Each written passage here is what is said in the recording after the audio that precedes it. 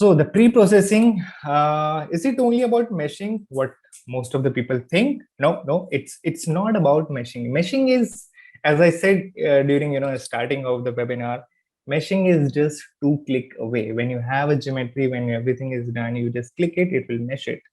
But before mesh, what do you need to understand? What kind of a study you're going to do? That's what is important. The flow physics, the requirement. What is your understanding about that? So before meshing, there are certain number of things which you need to understand. What kind of flow, internal, external? What do you want to do? Do you want to predict the drag? Do you want to check out the the flow separation point? The term here all are based on what is your requirement, what is your need, what kind of flow physics involved into the simulation. So whether the flow is the laminar or turbulent. So if it is turbulent, are you calculating the y plus? Do you have the correct number of boundary layers? And first of all, do you have the correct number? Did you calculate it correct? That is not somewhere. Is it matching with your requirement? Is everything okay with the flow physics? What you're going to expect, and with your calculations. Later on, these are the things where your tool doesn't come. These are the things where your tool doesn't at all. It's not required for these initial 4 points. First, you need to understand what are these things. Then only you will proceed for the next step. Then once you have a CAD, what kind of requirement you have? Say, for example, for external aerodynamics, I don't want the flow to penetrate the body and go inside. So what I'll do, the cleanup. Cleanup means what is not required into your geometry, what is not interest, what is not, say, for example, if I want to go for the external aerodynamics, I am not I don't want the tires, nuts and bolts which are connecting the tire to the hub. I am not interested into those things. I don't want them to be there. So basically that cleanup, you will remove those bolts. You make your geometry as simple as possible, because the mesh, it might create a problem into mesh if you have that kind of the parts. Closing unwanted hole, if something you see which is penetrating the body, it's going into the cabin, I'm not interested into what's happening in the cabin. I just want to see what's happening outer side of the body, the outer layer of the body. If there is a crack, when you got a CAD maybe converted from other tools, so is the transformation of CAD or the conversion was proper? Is some gap, there is missing surface, is it proper or not? So this is the first step what you get when you have a CAD or you have a raw material. First you need to check each and everything. This is very important step, because if later on in simulation, if these things happen, it will take a lot of time to understand, and you won't be able to sometimes catch from where the issue is happening. And could be because of these problems the solver might diverge. The mesh, if there is a crack or hole, the mesh might penetrate inside the cabin where you don't want to see. So when you're actually cutting a section or seeing the contours, you're seeing, oh my god, there is some velocity inside the cabin, and that is going to affect your float, and that is going to affect your drag also. Now you define the domain, because now you want to see, because the computational simulations, you have to have a finite volume. It cannot happen in the outer space without any finite limits. So you have to define a domain which is precisely for your the kind of physics you're going to resolve. If it is internal flow, then it's fine, because the already limits are defined for those kind of problems. But if it's external flow, say again example, external aerodynamics, so what kind of domain you're choosing, how much the length you are choosing before the car, after the car, on the side of car, on the top of car, that is one more important thing. And domain is important because you don't want to see the effect of the simulation, what is happening near the car, and it should not affect uh, uh, the elements which are have some after some distance, or they're away from the body. So you want to see up to what distance it is not affecting, and if you want to consider that, that is important. So you need to choose such distance, or you need to choose such domain where at the boundary limits at least it's not affecting anything. Then the selection of mesh, there are a lot of types of mesh are there now, unstructured, structured, and then the polyhedral also. So what kind of mesh you want.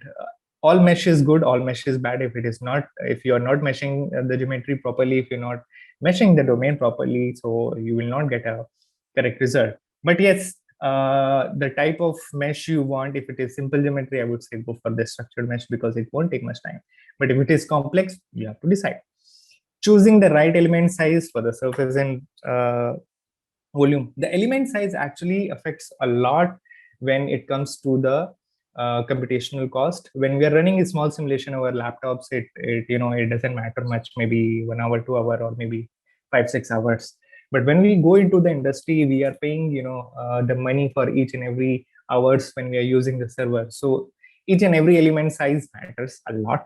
So choosing the right element size is, of course, not just cost of money, but also the type of physics you want near the body. If you want to resolve the physics and you have bigger elements which are not able to capture the physics properly, you're not going to get the correct results, and too fine mesh might give you the wrong results also. So you need to have understanding of what kind of mesh we should choose for the surface and for the volume. The best could be, one is your y plus, of course, but that is for the volume, not for the surface. But the surface is, you check what is the dimension of surface, and with that you see what are the curvatures, which are the the feature curves you want to capture. So based on that feature curve, you will understand, okay, if I have a curvature which is something like this, so I need to have element of this size which it will be able to capture properly. Maybe in the small domain you can localize the mesh, fine mesh over there, but this is very important step when you are choosing the mesh, when you're choosing the element size. These all are the things you need to decide, you need to think about before meshing. And then, are you capturing the geometry precisely? Some of the geometry might have the holes and the gaps which you want to be there. You don't want like 2 mm 3 mm of gap is there. So are you capturing those gap properly? Say for example, in case of the vehicle grills, the grills are somewhere around 5 to 10 mm of the hole would be there, or maybe in some cars it vary a lot, it vary also. So in those holes, if you're not capturing the properly, the flow might not go under hood properly, and that can affect the thermal management, or that can increase your drag, or that can the predict drag very wrong for the car. And the last one is, whatever mesh we are generating, is my mesh good? We need to judge that. And for that, we do a lot of the studies like mesh independent study. You run some of the checks with the simulation and see, okay, with the one I'm not getting the good result, but maybe the other one I'm getting the good results. So these are the things which we should understand, which we should dig deeper when we are going for the meshing. The pre-processing is not just a process. We need to understand these, at least these kind of factors. There are some other factors also when the quality check criteria of the mesh, but those things come after when you have generated mesh. These are the things which you need to understand before mesh, before pre-processing. Pre-processing is just not about mesh, but yes, these all things are the part of the pre-processing. Now we see one of the example of external flow. So here we have a F1 car, and we see some of the mesh in the domain, which is example of a structured mesh. On the outer side, on the upper side, where you see the cursor, the elements have a big size, and slowly it goes to the surface where we can't see, but the mesh size is really small. So based on the geometry, based on their curvature, if we see the tire has a curvature, this air duct has a curvature. So based on that, we choose the element size. So near the body, it's a fine mesh. Outer the body, where you don't want to precisely capture, this kind of the mesh would be able to capture the flow physics precisely, which is not near the body. So then we have a coarse mesh, and the mesh flow we see from the coarse to fine. Now in mesh, what we have here is a domain. Then we have an inlet, we have outlet, side walls, top and the bottom walls, which are basically going to define the boundaries of the flow, which is the domain. You have a finite domain in which the flow will be happening. Now the car geometry, first thing, are you able to capture all the features, all the important features of the car precisely or not. There could be some holes or the separation points where you need to have some certain gap from which the flow should go, and that can affect the heat transfer. So are you capturing all these holes and important the gaps and curvatures properly? And then the selection of right element near the car and away from the car, because this is going to cost a lot for the computation and the simulation time. So we need to understand the flow physics near the car, which is more important. We are giving more attention near the car, and outside we are not much interested. We just want to see what is happening near the body. Actually, if we want to see, if we see there should be something on the rear side which you should have, the kind of fine mesh which actually should see what kind of flow pattern is happening behind the car. But that's not the case. I'm just interested what's happening near the car. I'm not interested in what's happening behind the car or the downstream of flow. So that's again comes what is the requirement of my simulation. And the transition of mesh, obviously, if we have a fine mesh all over the mesh domain, the computer might not be able to solve it. First of all, it may be the memory go out of its allocation. So we need to choose the mesh element precisely near the car. Good mesh. Now good mesh is what which is giving the results as per my requirement. That's called the good mesh. There is nothing called good or bad. If it is giving me what is required, that's a good mesh. If it is not, then probably we need to dig deeper or debug. And then we see another example, which is a part of its internal flow. Now we see in this, this is where the flow will be, like internal flow over here. But when we see this geometry precisely, we see there is a combination of structured mesh, which is the rectangle or quad elements, and then we have an unstructured mesh, which is a triangular mesh. And then by seeing this geometry or by seeing this the elements or cut sections, I understand that the person who's going to do this simulation is very much interested into what's happening near the wall. So maybe he want to calculate what is the friction near the wall, how much heat it is generating, or maybe how much heat it is convecting, or the flow is taking away, maybe the friction. So these kind of elements or these kind of boundary layers can tell you what kind of simulation is required. Even if you have not done the mesh, you directly got the mesh file, you can predict or you can understand what kind of simulation is going to happen. So from this geometry, it's very clear that okay, what is happening in the midstream, and nobody is interested what's happening. But near the wall, yes, I want to see. Maybe you want to see how much is the roughness of surface, and how much that roughness is going to affect the flow. If it is going to generate the turbulence flow, is the flow laminar and all. So those things we can understand just from these cut sections. And then the elements, yes, it's kind of very structured mesh over here. So those were the example of with the mesh. But now we see what kind of the physics is there. If we have some experimental data, if we have some data like this, what we are going to do, what we are going to see, or what we are going to predict. So what are the important factors when basically you have a geometry or you have a requirement, something like this? Okay, when the Reynolds number is less than 5, do a computational fluid dynamics simulation. So what you're going to do, what you're going to understand just by giving this kind of boundary condition. So you have a velocity, you have a the density is given, other factors are given. Now what I want is the flow should be like this.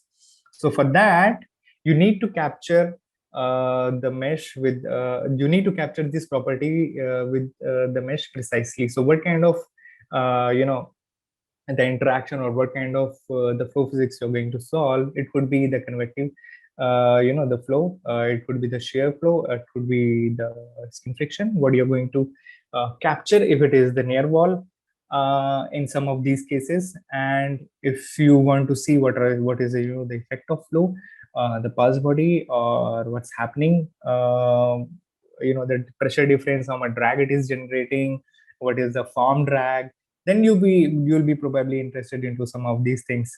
But with the mesh, with the all pre-processing thing, with all the solver thing, with all these the steps, what basically we are going to solve, what basically we are going to do is, either we are going to predict a drag.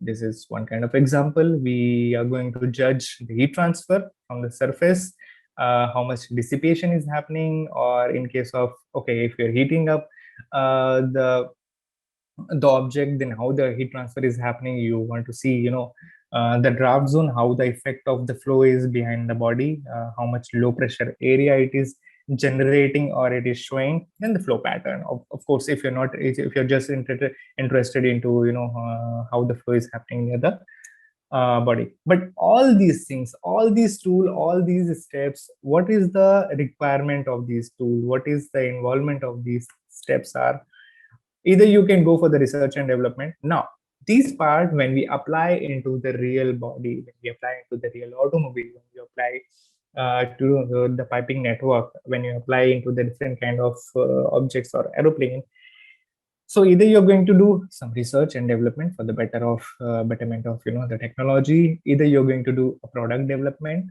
if you have idea of new product, maybe the version 1, version 2, which should be the better than the other one. And it could be the product validation also, where you have experimental data, but you want to you want to cross verify with the computational simulation. Sometimes experimental data are it will be affected with a lot of things, because we're doing into the, even if you're doing into the isolated chamber, it will have some other factors which will be affecting.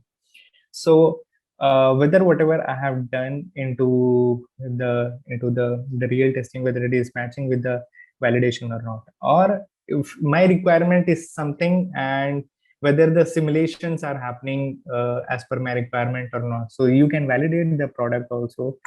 And if you don't have anything, you want to do something which is out of the space, out of the world, you want to do something concept design, this could be very helpful, where you see different kind of you can use your imagination, a streamlined body, a flying car, or maybe the electric drones, the flying drones. So these all things you can do with this.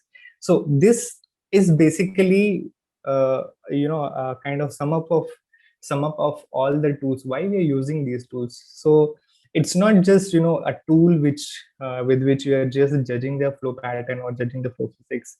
There is some requirement, there is some reason behind that, and based on that